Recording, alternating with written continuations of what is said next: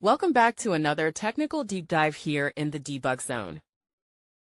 Today, we're tackling a big question and breaking it down with insights from other users. Hopefully, this clears up some misconceptions and helps you get the answer you need. So, buckle up, stay a little curious, and let's jump right in.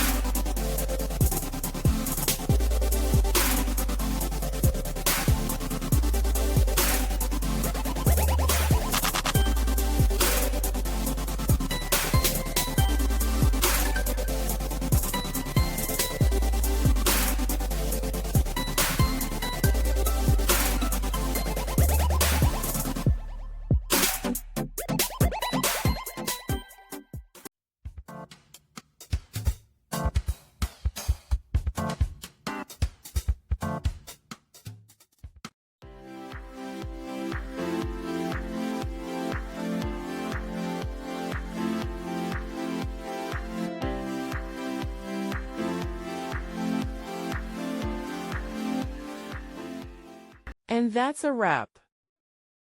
I hope you found the answer you were looking for. If you did, take a second to hit that subscribe button. It really helps out.